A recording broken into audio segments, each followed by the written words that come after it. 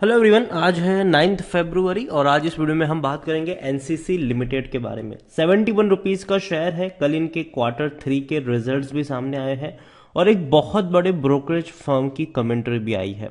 तो उन सारी चीज़ों के बारे में हम यहाँ पे डिस्कस करेंगे, लेकिन उससे पहले अगर आपने अभी तक चैनल को सब्सक्राइब नहीं किया है तो प्लीज़ अभी इसे सब्सक्राइब कर लीजिए, क्योंकि आगे भी बहुत सारे वीडियोस हैं जो आपको काफ़ी ज़्यादा हेल्प करेंगे। तो चलिए शुरू करते हैं। तो एनसीसी लिमिटेड 71 रुपीज़ का ये शेयर है। आज हल्की सी गिरावट जरूर आई, क्योंकि जो रिजल्ट्स आए हैं वो एवरेज है, उतने बेहतर नहीं है लेकिन उतने खराब भी नहीं थे। एवरेज कह सकते हो आप इस नतीजे को। और पिछले एक महीने की अगर हम बात करें तो पिछले एक महीने में एनसीसी लिमिटेड के शेयर में तकरीबन जहां शुरू हुआ वहीं पे खत्म हो चुका है। 69 रुपीज़ का लो बना था बीच में और 78 का हाई बना था। 70 रुपीज़ का ही शेयर था पहले, एक महीने पहले, और अभी भी वही है। बीच में जरूर तेजी और गिरावट का खेल हुआ जरूर है। और पिछले एक साल की अगर हम बात करते हैं तो पिछले एक साल में एनसीसी लिमिटेड के शेयर में तकरीबन 21% की गिरावट है। इस बीच एक साल का जो सबसे बड़ा लो है वो 67 का है और शेयर अभी उसी के आसपास है।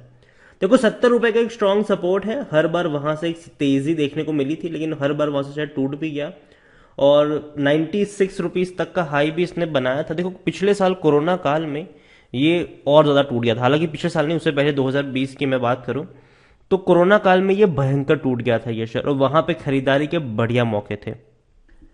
अगर हम 3 साल का ग्राफ देखें तो 10% की अभी भी गिरावट है। 116 रुपए तक का हाई था, टूट के 16 रुपए पर आ गया था ये। और ये वो लेवल से जहां पर मैंने कई सारे वीडियोस बनाए तो कहा था कि खरीदारी के बढ़िया मौके हैं।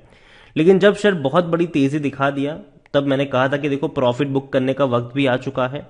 हालांकि टूट के बिखरा, फिर तेजी आई, फिर टूटा, फिर तेजी आई। लेकिन अगर हम देखें तो पिछले कुछ मतलब एक साल से अगर हम देखने की कोशिश करें तो 70 रुपए का लेवल का जो सपोर्ट है वो इसने जरूर बना के रखा हुआ है। उसे नीचे जाने की कोशिश नहीं कर रहा है ये।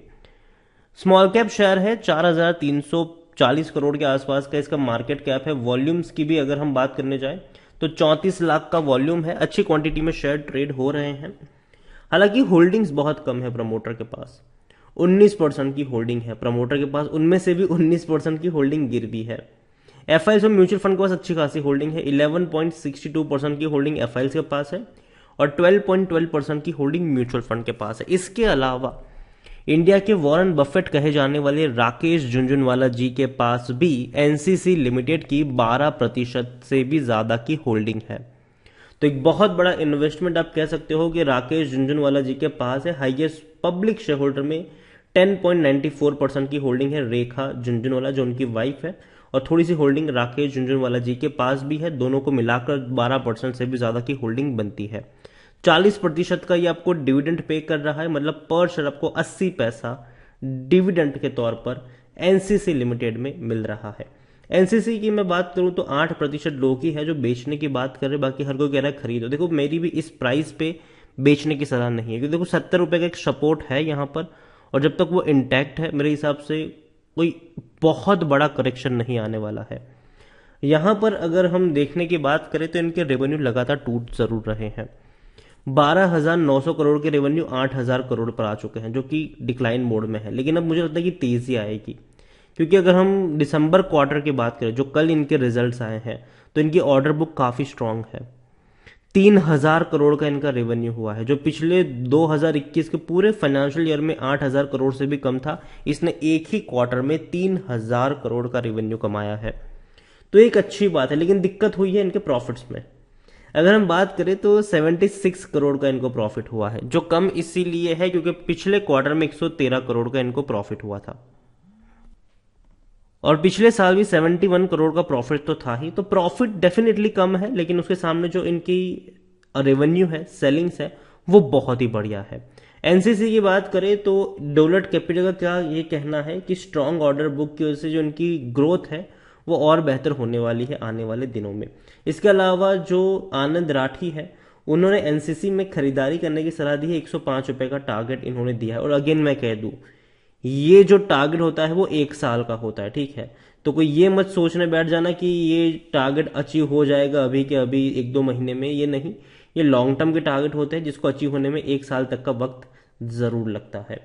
और एनसीसी लिमिटेड के बारे में अगर हम देखें तो रेवेन्यू इनके मतलब प्रॉफिट इनके डिक्लाइन मोड में ज़रूर है, लेकिन उम्मीद करते हैं कि अब धीरे धीरे प्रॉफिट में इंक्रीज आपको देखने को मिलेगा। एनसीसी को लेकर खरीदारी करने का सही मौका है क्योंकि शेयर ओवरबॉट जोन में नहीं है, कोई भी रेड फ्लैग नजर नहीं आ रहा है। 16 का इसका पी रेशियो है जो कि काफी सस्ता है क्योंकि सेक्टर पी 70 का है, तो सस्ता तो है ही है और इसीलिए 100% एनालिस्ट कहते हैं खरीदारी करो। करंट प्राइस कम है इन स्ट्रिक्ट वैल्यू से, हालांकि लॉन्ग टर्म में पैसा नहीं बना है।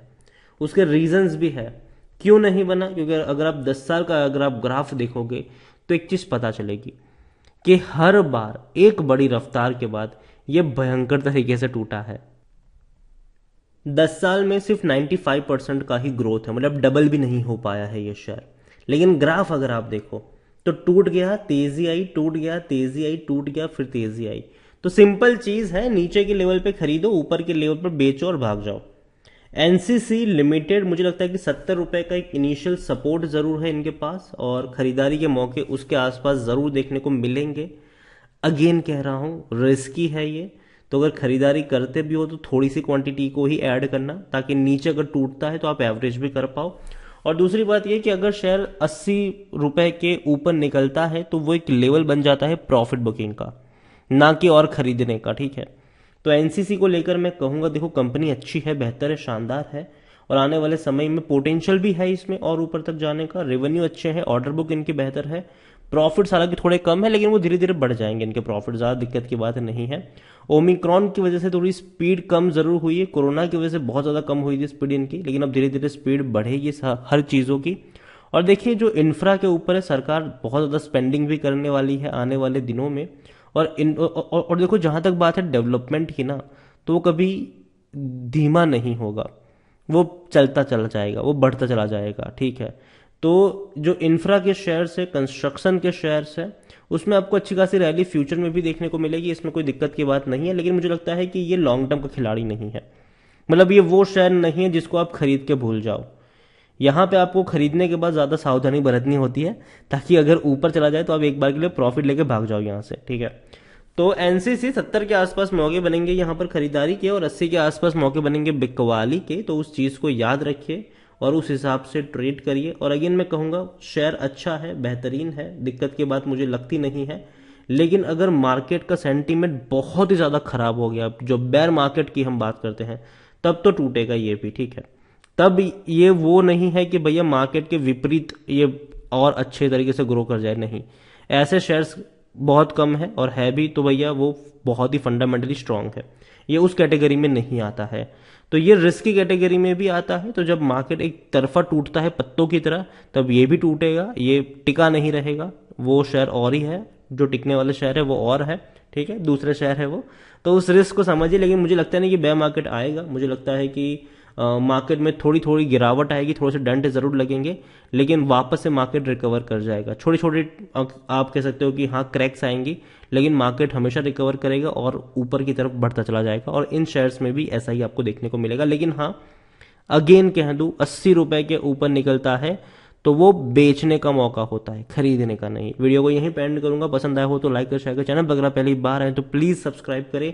और एनसीसी लिमिटेड के बारे में आप क्या सोचते हैं वो भी आप मुझे कमेंट में लिखकर बता सकते हैं। Thank you.